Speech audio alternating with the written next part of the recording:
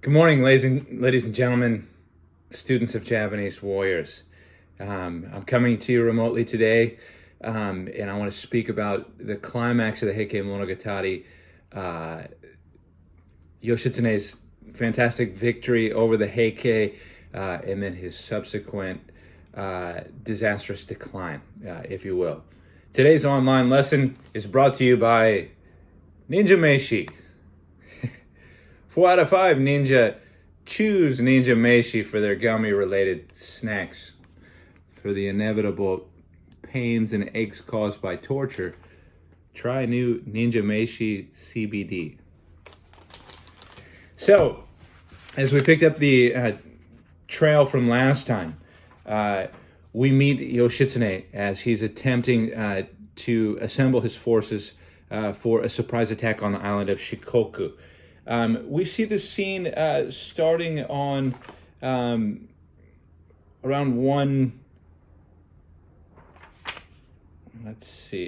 around 360 in the text. The scene called Reverse Oars. And we have this conversation with Kage Toki. Kage Toki is really important for the story because he's going to prove kind of the eventual undoing of Yoshitsune. He's going to be filling Yoshitsune's older brother Yoritomo's ear with negative rumors about Yoshitsune. So these arguments between Kage Toki and Yoshitsune are kind of super critical to understand the story. At least as far as the Heike is concerned, Yoshitsune stays loyal to his brother to the end, but Kage Toki and others are able to convince Yoritomo that Yoshitsune has less than honorable motives. So there's a situation where they're preparing to go to Shikoku, and some historians have argued that Yoshitsune's greatest military feat is the ability to put together a navy very quickly in order to take the fight to the Heike in places like Shikoku. The Heike were a very strong naval power, and the Minamoto were not. So you see in several scenes, like at Dannoura, there's a considerable confidence on the part of the Heike. You also see in this section some really fantastic kind of amphibious warfare. That is to say, where they put the horses on small boats, and then they jump off the boats with the horses, swim them to shore, and then attack from the beach. So really kind of fantastic lightning fast amphibious warfare. So Kage Toki, when they're in the section on reverse oars,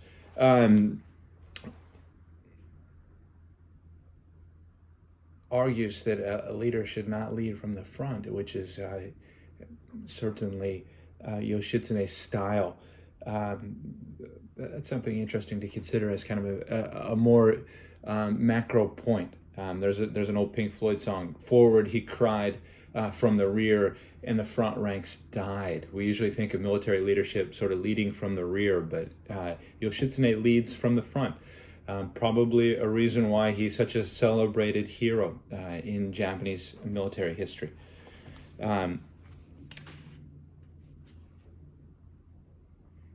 The seas are rough, and there's hesitation to go on the Seto Inland Sea and to launch the attack.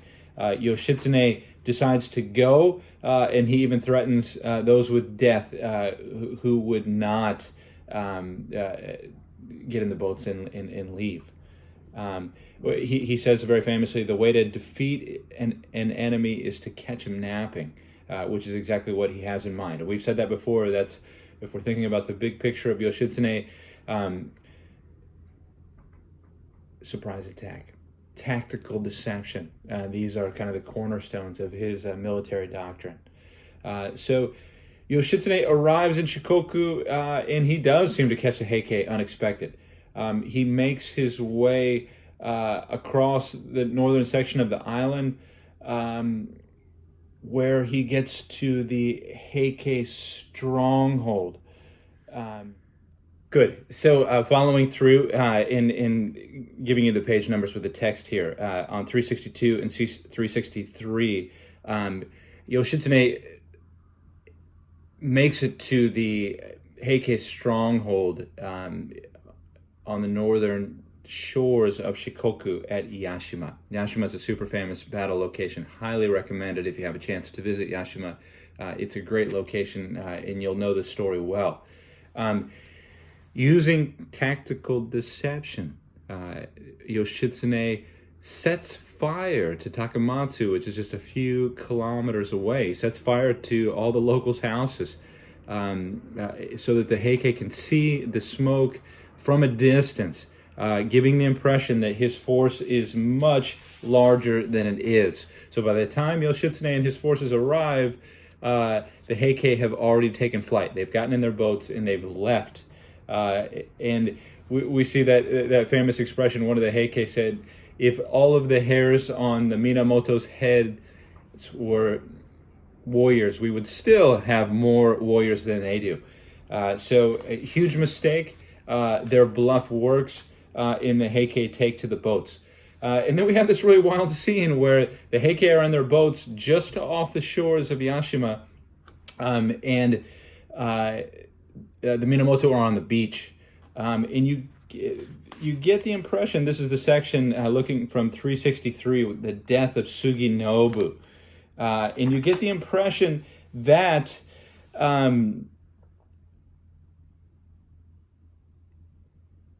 one of Yoshitsune's men, Suginobu, is impersonating him. He's actually wearing dress to suggest that he is Yoshitsune, as to draw attention away.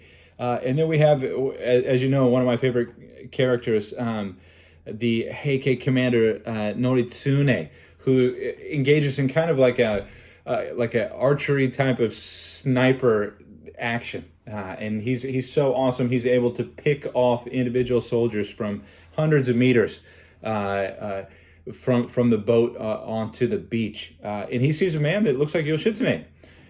Because he appears to be dressed like Yoshitsune, and he picks him off from a distance.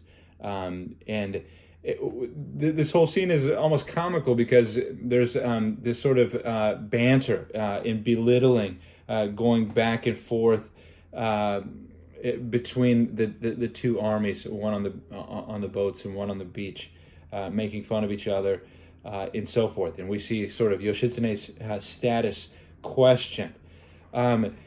So Noritsune is successful. He hits Suginobu with a lethal blow, and Suginobu says, "My one regret, of course, is not seeing Yoshitsune rise to prominence. This is my destiny to die from an enemy shaft to the chest."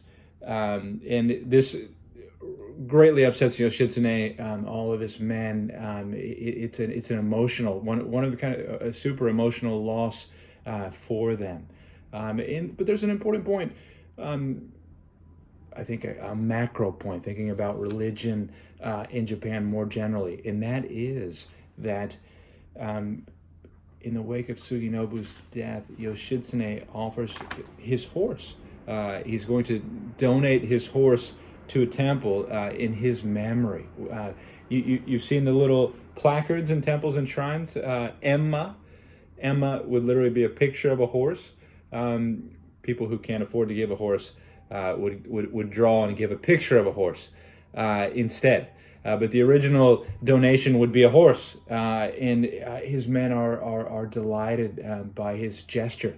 And this is a huge theme in Japanese religion, the idea that you have to take care of the spirits of the departed, that if you don't take care of the deceased spirits, bad things will happen to you. And we're going to see this again in relation to the potentially angry spirits after the Battle of Dannoura.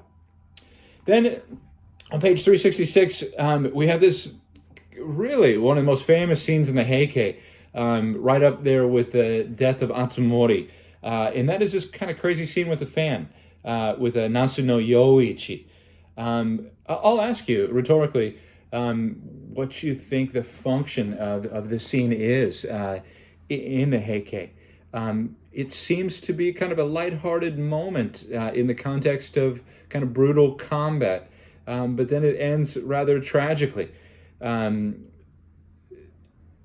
All Japanese know, roughly speaking, the action that happens here, even if they don't recognize that it comes from the heike. If you travel to Takamatsu or any place near Yashima, you'll see iconography related to this fan kind of everywhere.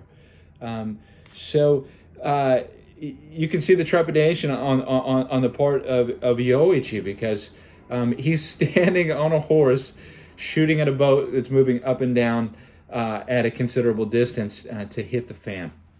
And he's probably thinking to himself, if I don't make the shot, I'm going to have to probably kill myself. So he's able to make the shot. This is one of those rare scenes where warriors on both sides are so happy about the situation and everybody cheers. And then this kind of a curious man comes out onto the deck of the boat and gives a little happy dance. And then strikingly, Yoshitsune orders Yoichi to shoot that man as well. And then kind of all the fun comes to an end. Everything becomes somber once again. Think carefully about the section, because it's so important, and consider kind of what its purpose is in the tale more generally, if you would. I've asked you to consider the stature of Yoshitsune in detail. His physical stature, his methods of fighting, and so forth. And on 368, we have this very curious section, the dropped bow. And that is, there's this skirmish that takes place between the Heikei boats and a handful of Minamoto on horseback at the water's edge, in the water. And Yoshitsune nearly gives his life when he drops his bow. And you have this kind of image of the Heikei dragging rakes and trying to pull them off their horses and kill them. And his men get angry. They say, gosh, boss, hey, look, why would you risk your life? You're really important for us. Why would you risk your life for something so unimportant as a bow? And then we have this sort of statement, which is, I was embarrassed, because if they recovered the bow, they would realize how weak the draw pull is on it, and it would ruin my image. And his men are really impressed with this, right? They're like, oh, yeah, gosh, okay. It's a matter of pride.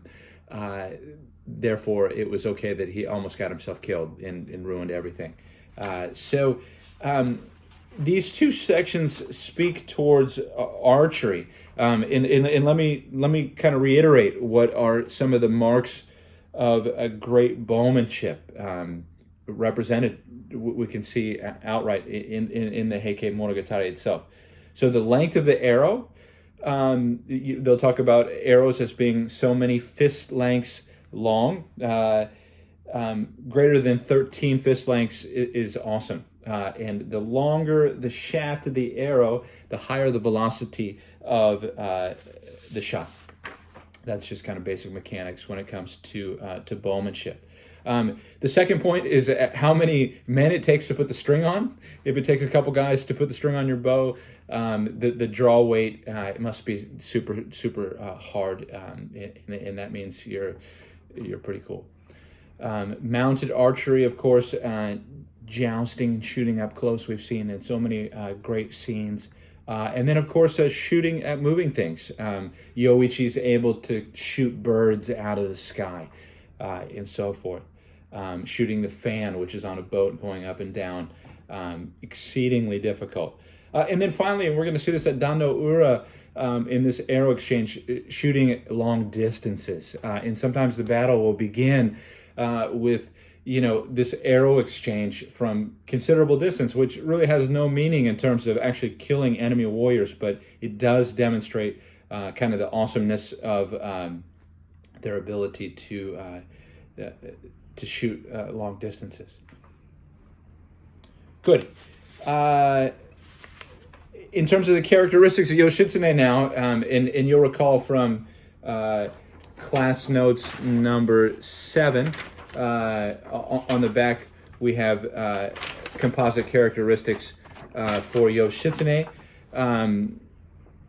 But here in this section, we get kind of a mental picture of what he looks like, and he's not exactly sort of a Brad Pitt in Troy or a Watanabe Ken in The Last Samurai. The physical description is he's physically short, he's pale, he has buck teeth, and yeah, he's not exactly a picture of big muscle and man, that's for sure. And that's intriguing, and that's short by Heian era standards, which everybody was considerably shorter then. So that's an interesting picture. His character is much bigger than his physical stature, if you will. But we actually see him in several sections where he outright kind of runs away from bigger, more powerful opponents, right? Like the case of Noritsune at Dannoura as well. And bringing us to Dannoura, specifically speaking, the climax of the Heike, there are numerous signs that things are not going well for the Heike. Kumano, which is kind of the religious hara of Heian era Japan, with its famous shrines. The superintendent of the Kumano shrines does this really kind of cool divination where it's cockfighting, it's male chicken fighting, and he uses red chickens and white chickens, and you'll recall the white represent the Minamoto and the red represent the Heike. And through this divination, he realizes that he should be with the Heike. The white cocks win. And then there's another scene where the dolphins swim under the Heike forces, and they interpret that as a bad sign as well. We see this again and again in the Gunkimono and the War Tales. That is, if the gods abandon you, then it doesn't matter your skills. Your fate has been decided. And in fact, this happens kind of at every major turning point in these tales. Leading up to the Battle of Dannoura, we have groups that are shifting sides, joining the winning side, and then we have this super famous death scene when the Heike are facing utter destruction at Dannoura. Let's take a look at that. That's on 378, and I will try my best not to cry, because this is one of the, professional actors have they channel some particular memory that they use whenever they have to cry for a scene. I don't cry too much, but for some reason this scene always pulls at my heartstrings, and it can evoke a tear or two. So on 378, we have the scene that the Heike are facing utter destruction. Their boats are being boarded and attacked by the Minamoto. And then finally we see Kiyomori's widow, who is now a Buddhist nun, an Amasama, and she takes the child Emperor Antoku in her arms, and she takes the Kusanagi sword and she tucks it into the obi, the belt of her kimono, and then she prepares to jump into the Seto Inland Sea. She tucks the sword into her belt. She puts the bead strand on her arm. This is later going to float up, and they're going to be able to recover it. She will not fall into the enemy hands. And look at the second paragraph on 378. Cute little Antoku. He's like, "Oh, grandmother, where are you taking me?"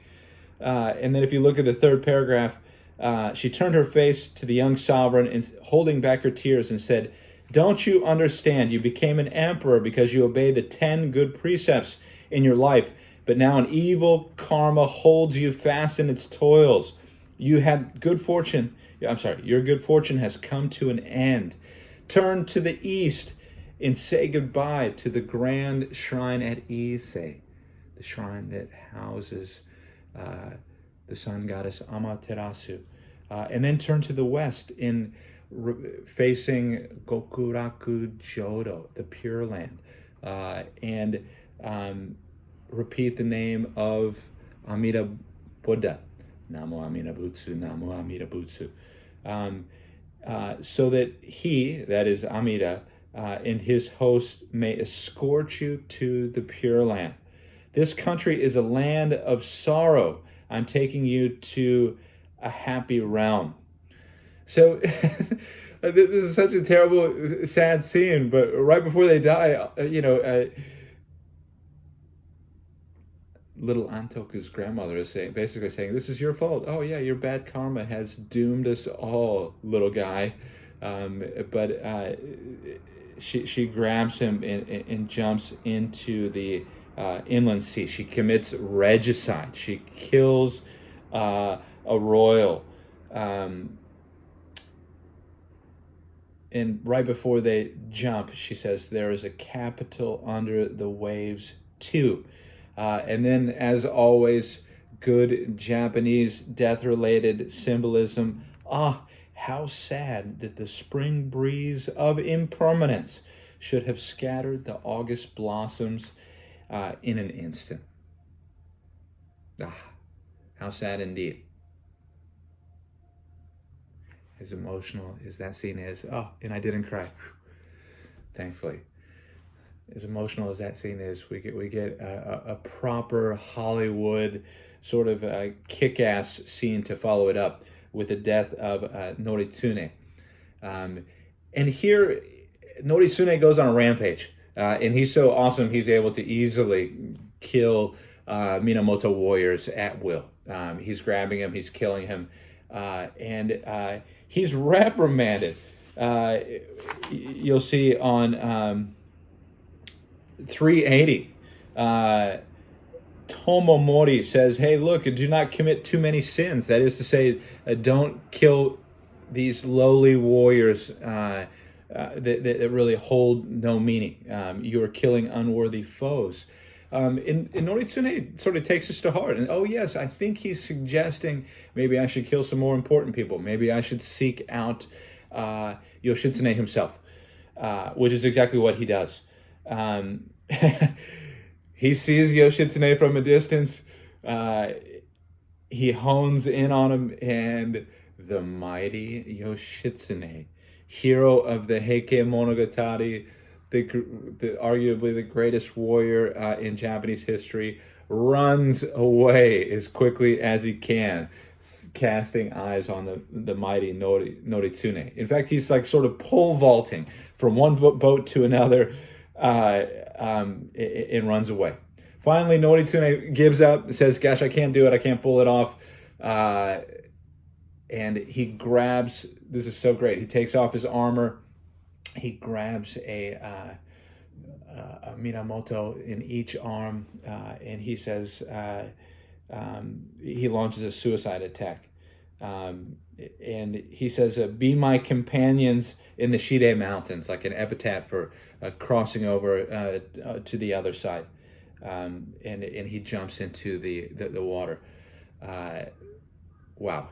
As far as warrior deaths go, that is an epic one, and I think the most underrated narrative in the story.